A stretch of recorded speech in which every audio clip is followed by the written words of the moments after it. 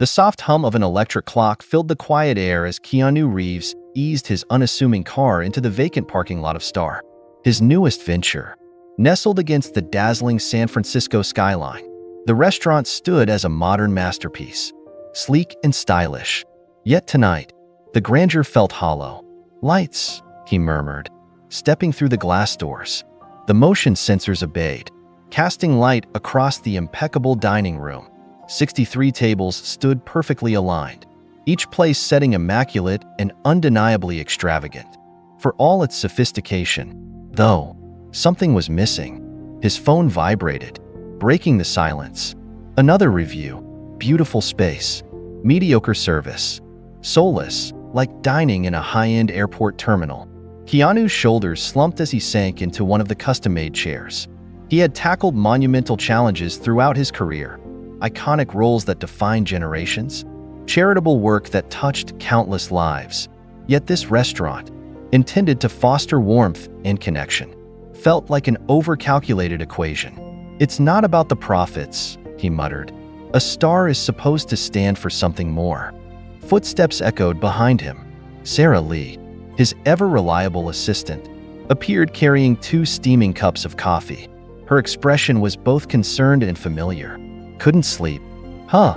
she asked, placing the cups on the table. "Why are you here at this hour?" "Sleep is inefficient," Keanu quipped with a faint smile, accepting the coffee.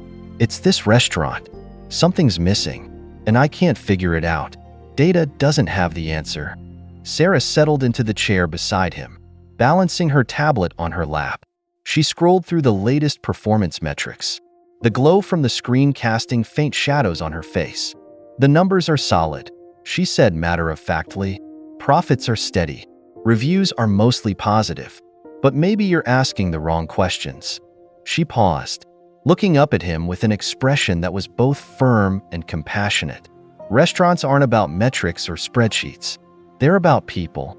Her words hung in the air, striking a chord that Keanu couldn't ignore. A familiar spark flickered in his eyes, a look Sarah had seen countless times before. It was the look of an idea forming, an idea that could either be a stroke of genius or lead to complete chaos. "What if I saw it from their perspective?" Keanu said suddenly, his voice tinged with excitement. "Not as the owner, but as a server." Sarah's groan was immediate, her exasperation almost tangible. "Oh no, Keanu, please, don't do this. Whatever you're thinking, just don't." But her protest was in vain. Keanu's mind was already racing, his fingers flying across his phone as he began setting his plan into motion. "It's perfect," he said, more to himself than to her. "I'll go undercover. I'll feel it, live it. I'll learn firsthand what it's really like. Disguise experts, training manuals, the works." He paused, glancing up at Sarah with that trademark determination in his gaze. 2 weeks. That's all I'll need." 2 weeks. Sarah repeated incredulously, her eyebrows shooting up. "You can't just become a waiter overnight. Keanu, this isn't a movie set. And what if someone recognizes you?" Keanu's response was immediate and unwavering. "Then I'll make sure they don't. Call the Mission Impossible prosthetics team. If they can make Tom Cruise disappear, they can do the same for me." And so, the plan was set into motion. Hollywood's top disguise artists were brought in, transforming Keanu Reeves into Mark Wilson, an unassuming 42-year-old former tech worker turned waiter. The changes were subtle but effective. Prosthetics softened his jawline and added a slight roundness to his face. His signature jet black hair was dyed a muted brown, and contact lenses turned his piercing eyes into a dull, unremarkable green. Even his posture and mannerisms were carefully altered, making him blend seamlessly into the background. Meanwhile, Sarah enlisted the help of James, a retired fine dining manager with decades of experience. James' job was to train Keanu in the art of restaurant service, and he wasted no time getting to work. Carrying 3 plates isn't calculus, James barked during their first session, watching Keanu struggle to balance a tray. "Stop overthinking it. This isn't about you. It's about them. Feel the room, read the energy, and move with purpose." The training was relentless. Hour after hour, Day after day, Keanu practiced pouring wine without spilling a drop, carrying trays with precision, and anticipating diners' needs before they could voice them. Each mistake was met with James' stern corrections and occasional sarcastic quips, but slowly, progress was made. The work was exhausting, both physically and mentally, but Keanu persisted, determined to master every detail. By the end of the 2 grueling weeks, Mark Wilson was no longer just a disguise. He was a persona, complete with a backstory, mannerisms, and a new skill set. Keanu had transformed into a server who could blend effortlessly into the bustling world of Star. James gave a final nod of approval as Keanu poured a glass of wine with practiced ease. "Not bad," he said grudgingly. "You're ready." Keanu smiled, though the weight of what lay ahead was not lost on him. He wasn't stepping into this role for the thrill of it or for some grand performance. He was stepping into it to understand, to connect, to see the world through the eyes of those who made Star what it was. And for that, he knew there could be no shortcuts. The shift kicked off on a frantic Friday night. Keanu, now fully immersed in the role of Mark Wilson, pushed open the employee entrance of Star. His uniform slightly crumpled from the jolting, hour-long bus ride. The fabric, worn from years of use, seemed to match the restless anticipation bubbling within him. He barely had a moment to collect himself before the sharp voice of Rosa Martinez, the restaurant's commanding manager, cut through the clatter of the back kitchen. "You're late," she said curtly, her tone as sharp as the chef's knives in the kitchen. Her piercing eyes assessed him in an instant. 10 minutes to get ready. No excuses." Mark stammered out a hurried apology, his voice barely audible over the kitchen's frenetic energy. Before darting to the locker room, inside, he took a deep breath, trying to steady himself as he adjusted his apron and smoothed down his shirt. When he stepped out and entered the dining area, the scene before him was overwhelming. The room was a symphony of motion and sound, servers weaving seamlessly between tables, their movements synchronized like a perfectly rehearsed dance. Plates glistened under soft, ambient lighting, and glasses of wine shimmered as they were carried with precision. The smells hit him next: earthy truffle risotto, the buttery richness of Wagyu beef, the tang of freshly baked sourdough. The atmosphere buzzed with life, an undercurrent of conversations mingling with the occasional clink of cutlery. Mark took a moment to soak it all in, though his awe was quickly interrupted. "Table 15 needs water. Table 12 is waiting for their check," Rosa barked, appearing beside him with the swift efficiency of someone who had seen and handled every kind of chaos. Her no-nonsense tone left no room for missteps. "You're shadowing me tonight," she continued, her gaze narrowing slightly as if to underscore her expectations. "And listen carefully. No mistakes." Her words hung in the air like a commandment, and Mark nodded earnestly, determined not to disappoint. But as he followed her into the heart of the action, the reality of the challenge ahead began to sink in. This wasn't a rehearsal. There were no retakes. Every movement, every interaction mattered in a way that felt far more immediate than anything he had ever experienced on a set. And tonight, he wasn't Keanu Reeves, the celebrated actor. He was Mark Wilson, a waiter learning to navigate the bustling world of Star. Mark barely had time to nod before he was thrust into the thick of it. The restaurant's pace was relentless, each moment demanding his full attention. His first true challenge came in the form of a party of 8 tech executives who spoke quickly and ordered even faster. Each request felt more elaborate than the last: an extra dry martini with a twist, a boutique bourbon Manhattan, a gluten-free pasta topped with truffle supplement. Mark scribbled furiously in his notepad, his shorthand faltering under the pressure. When the dishes finally arrived at the table, it didn't take long for the complaints to erupt like clockwork. "No mushrooms. Did I not specifically say no mushrooms?" one executive barked, his sharp tone slicing through the hum of the dining room. "And this," another added, glaring at his plate. This was supposed to be gluten-free. His frustration dripped from every word as he pushed the offending dish aside. Mark's stomach churned as he stood there, clutching the tray tightly as if it were the only thing grounding him. He opened his mouth to respond, but the words caught in his throat. Thankfully, Rosa arrived. her composed yet commanding presence acting as an anchor amidst the brewing chaos.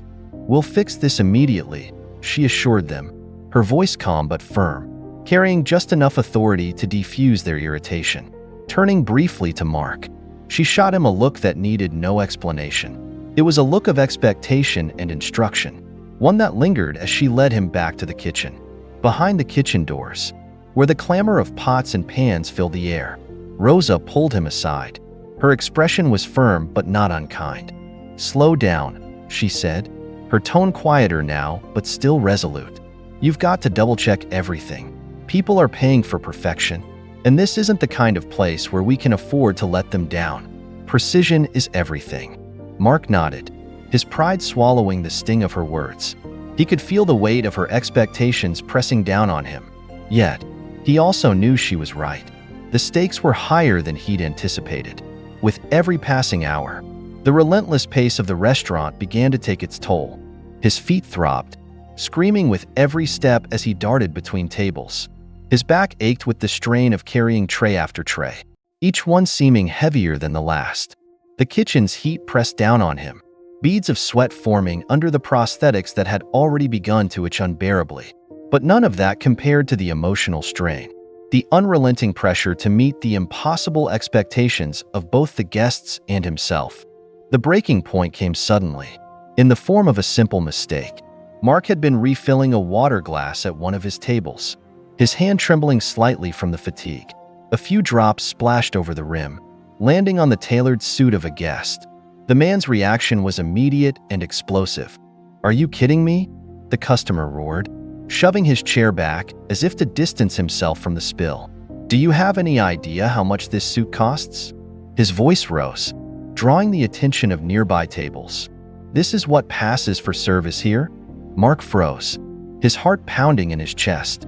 He wanted to apologize, to explain, but no words came.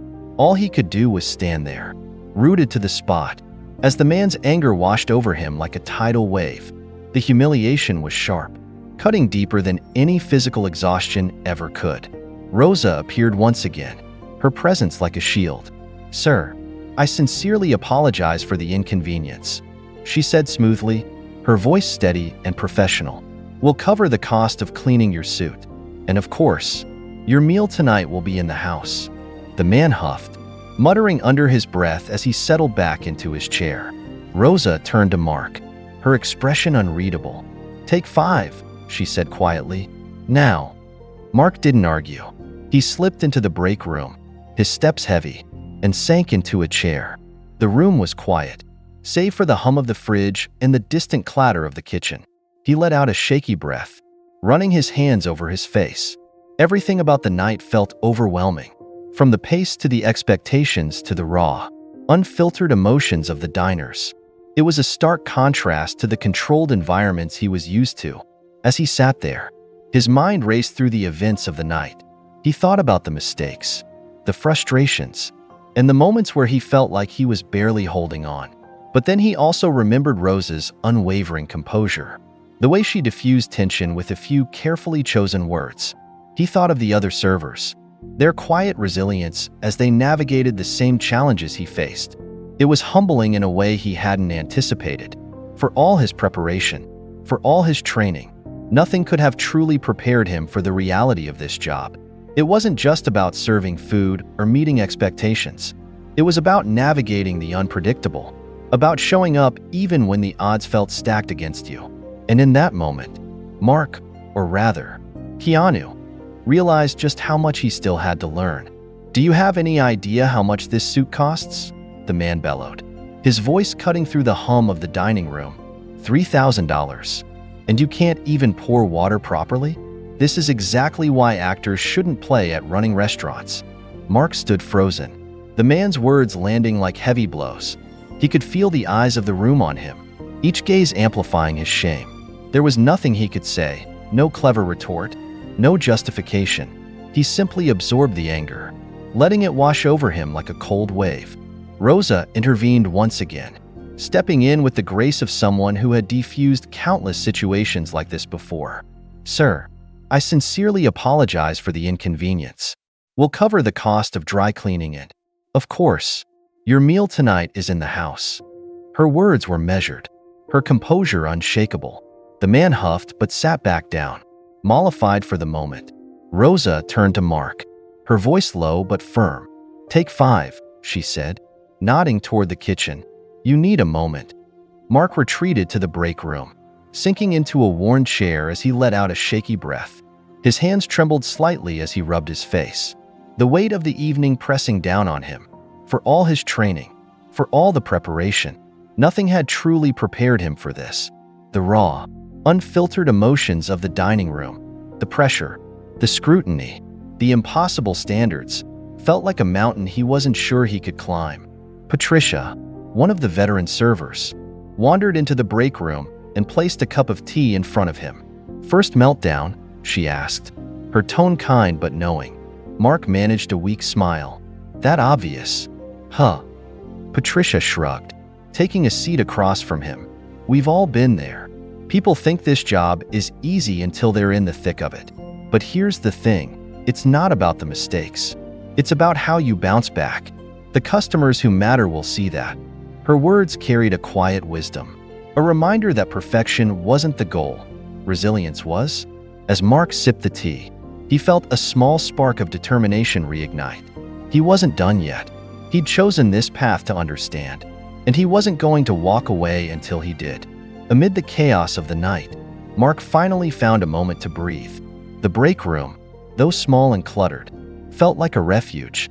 He sank heavily into one of the worn chairs, the ache in his feet radiating upward through his legs. Every muscle in his body seemed to scream in protest, but the sheer exhaustion kept him still. He let his head fall back, staring at the stained ceiling tiles as if they held some kind of answer to the overwhelming night. The sound of the door creaking open broke the quiet. Patricia, a seasoned veteran of the restaurant floor, walked in holding a Tupperware container. Without a word, she slid half of her pasta across the table to him. The gesture so simple yet so thoughtful that Mark felt a lump form in his throat. "First meltdown?" she asked, her voice light but laced with empathy.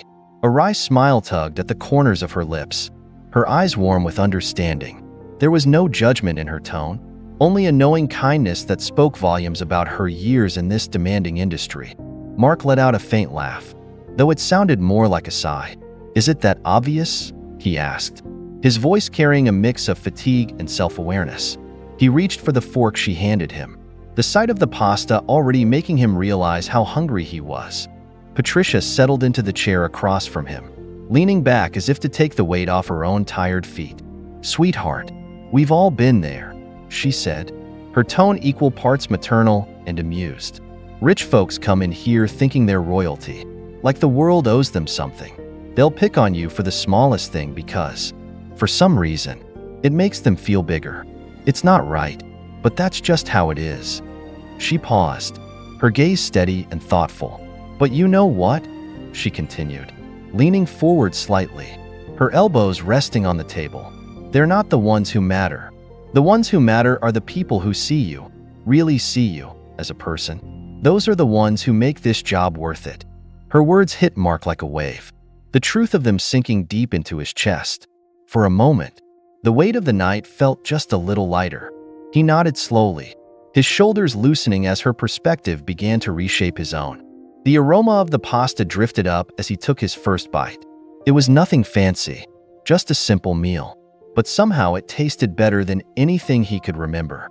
Maybe it was the seasoning, or maybe it was the kindness that had accompanied it. Whatever it was, it felt like exactly what he needed at that moment. "Thanks," he murmured, his voice soft but genuine. Patricia waved him off, a small grin tugging at her lips. "Don't mention it. Just remember, it gets easier. Not less exhausting, but easier. You learn how to let the bad stuff roll off your back, and you learn to hold on to the good moments when they come." Mark nodded again, her words lingering in his mind long after she'd left the room. For the first time that night, he felt a flicker of hope, a quiet assurance that he could make it through, one moment at a time. Later, as the shift wound down and the last few guests trickled out, Rosa approached him with a folded piece of paper in her hand. "This was left for you," she said, her tone softer than usual. Mark unfolded the note carefully. the handwriting neat and deliberate. "I'm so sorry about my dad. Your service was wonderful, and you didn't deserve how he treated you. Thank you for making my graduation dinner special despite everything." The note was signed simply, Emma. Mark read the words twice, then a third time. They were simple, yet they carried a profound weight. In his world of big gestures and grand projects, he'd almost forgotten how meaningful small moments could be. This single act of kindness, this recognition of his humanity, pierced deeper than any glowing review or professional accolade ever could. He folded the note carefully and slipped it into his pocket, a faint smile softening the lines of his tired face. For the first time that night, he felt a glimmer of clarity, the connection he'd been searching for. The piece that had felt missing in all the data and reports wasn't about perfection or innovation. It was about people, their stories, their struggles, and the ways they could impact each other's lives, even in fleeting moments. As he prepared to leave the restaurant, the words on the note lingered in his mind. They weren't just a thank you, they were a reminder of why he had started this journey in the first place. By the end of the grueling shift, the staff trickled into the break room, seeking a moment of reprieve. It was a tradition Patricia fondly called the Survivor Circle, and tonight, it felt especially needed. Manuel, the prep cook, placed a Tupperware container on the small table and opened it to reveal warm empanadas his wife had made. "Dig in," he said, his tired eyes twinkling with a quiet pride. The smell of the savory pastries filled the cramped room, momentarily cutting through the fatigue. Dave, the bartender, leaned back in his chair, chuckling as he recounted a cocktail mishap from earlier. "You should have seen their faces when I accidentally set the garnish on fire. I thought I was trying to do some fancy flair trick.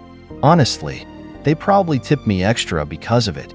The group burst into laughter, the sound filling the small space with warmth. It was a rare moment of levity, a brief escape from the chaos of the night. Keanu, still in his Mark Wilson persona, sat quietly at the edge of the room, observing the camaraderie that seemed to hold this team together. Finally, he broke his silence. "Why do we do this?" he asked, his voice low but thoughtful. It wasn't directed at anyone in particular, more of a question to himself. Patricia, ever perceptive, glanced at him and smiled softly. "Because it matters," she said, her tone steady and sure. "Somewhere out there, someone had a special night because of us. Maybe it was their anniversary, or a graduation, or just a chance to forget their worries for a while. We made that happen. That's why we keep showing up, because what we do matters to them." Her words hung in the air, resonating deeply. Keanu leaned back, letting the sentiment settle over him. For so long, he'd been consumed by the mechanics of the restaurant, the metrics, the systems, the design. But sitting there, surrounded by the weary but content faces of the staff, he began to see the bigger picture. This wasn't just about perfection or profit margins. It was about people, their stories, their struggles, and the moments of joy they created together. As the laughter and conversation continued around him, Keanu felt a shift within himself.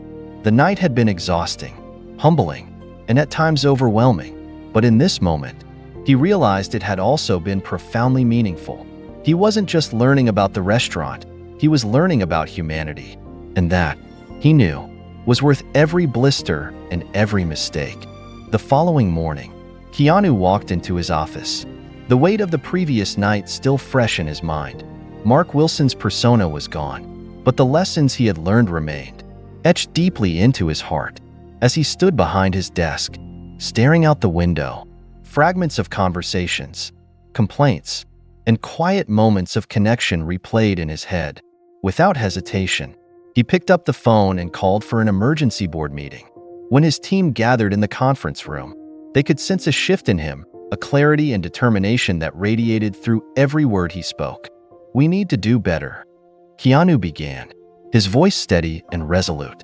The room fell silent, his conviction commanding their full attention. "This isn't just about running a successful business. It's about creating a place where people, both our guests and our staff, feel genuinely valued." He unfolded a plan that left the room stunned. It wasn't just tweaks or minor adjustments. It was a complete overhaul. Keanu proposed significant wage increases for all staff, comprehensive healthcare benefits, and transportation stipends to ease the burden on employees who commuted long hours to work. But it was his final promise that struck the deepest chord. "I won't just be the owner observing from a distance," he said, his voice softening but losing none of its sincerity. "I'll be here. I'll listen. I'll learn. And I'll support our team in every way I can." Over the next 6 months, the transformation of Star was nothing short of remarkable. What was once a cold, mechanical space began to glow with warmth and authenticity. The sterile precision that had defined the restaurant was replaced by a genuine sense of care and connection. And the world noticed. Reviews began pouring in, describing experiences with words like welcoming, memorable, and heartfelt.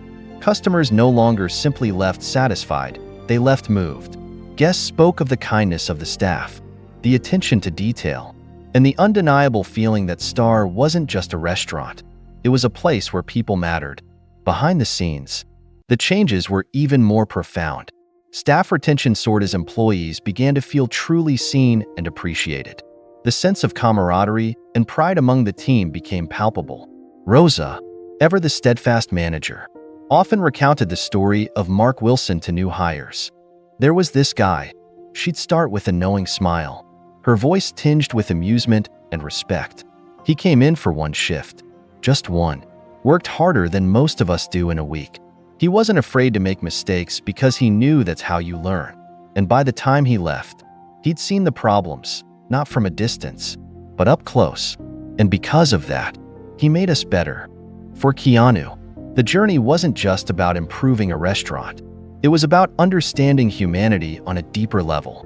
In his office, a single framed note sat prominently on his desk. It was Emma's simple but heartfelt message: "Thank you for making my graduation dinner special despite everything." That note became his daily touchstone. Keanu realized that true success wasn't about financial gains or awards.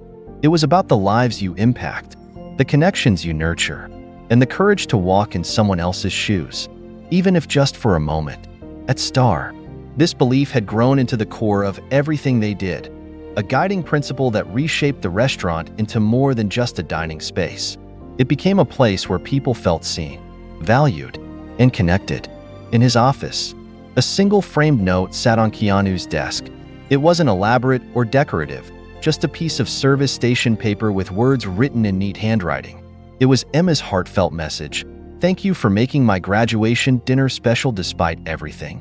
During moments of quiet, he often found himself staring at it, the simplicity of the words grounding him. The note served as a constant reminder that real innovation isn't about flashy designs or profit margins. It's about humanity, the bonds we form, the lives we touch, and the empathy to see the world through someone else's perspective. The transformation of Star wasn't just the story of a restaurant. It was a testament to the power of people. The staff worked harder, not because they had to, but because they wanted to, because they felt respected and valued. Guests left not only satisfied but deeply moved by the care and attention they received. The sterile, impersonal atmosphere of the past was replaced by warmth, authenticity, and a genuine sense of purpose. For Keanu, this journey wasn't an end but a beginning. The experience had changed him in ways he hadn't expected. It wasn't just about fixing a restaurant or turning around its reputation. It was about understanding something far greater. He'd learned that the smallest acts of kindness and understanding could ripple outward, creating change far beyond what he could imagine. Rosa, the manager, often shared the story of Mark Wilson with new hires, recounting it like a modern legend. "There was this guy," she'd say, her voice tinged with both humor and admiration. "He came in for one shift, worked harder than most, and left a mark on this place we'll never forget. He didn't just see the problems, he lived them. And because of that, everything changed." Keanu's decision to step into someone else's shoes had reshaped not just his business, but his entire perspective. The impact was undeniable, not just in the glowing reviews or the improved morale among the staff, but in the deeper understanding of what truly mattered.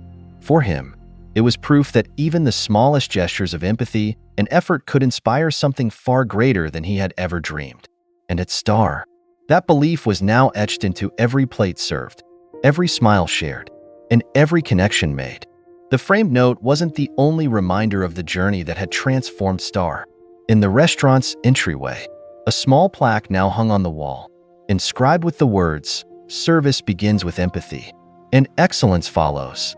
Guests often paused to read it, their expressions softening as they stepped into the inviting space. The plaque wasn't just a decoration, it was a mission statement, a quiet acknowledgement of the values that now defined the heart of the restaurant. Keanu's approach had set a new standard, not just for the business, but for everyone involved. Rosa often spoke of how the culture at Star had evolved, turning it into more than just a workplace. Staff meetings became moments of collaboration, where ideas were welcomed and every voice mattered. Emma, now working part-time as she pursued her dreams, often reminded her team of the importance of the connections they made with guests. "You never know whose day you're changing with just a little kindness," she would say, her words echoing Keanu's core belief. The guests, too, became part of the story. Regulars would return, not just for the food, which had been elevated under the guidance of the talented and inspired kitchen staff, but for the feeling they left with.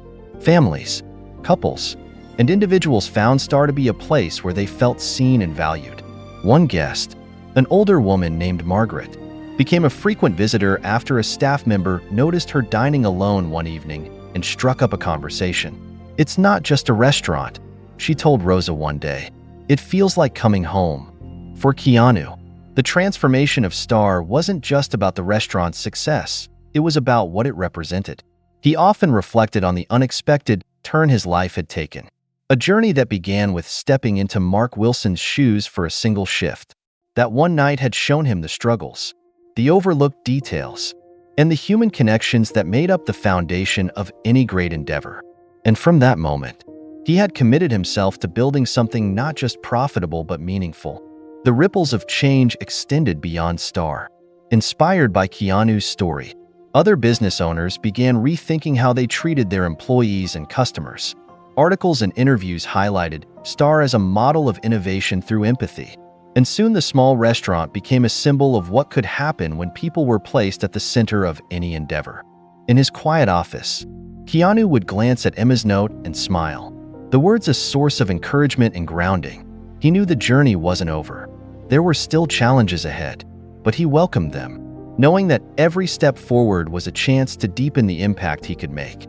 Because in the end, Star wasn't just a restaurant, it was a beacon of what could happen when people chose to lead with kindness, empathy, and a belief in the extraordinary power of humanity.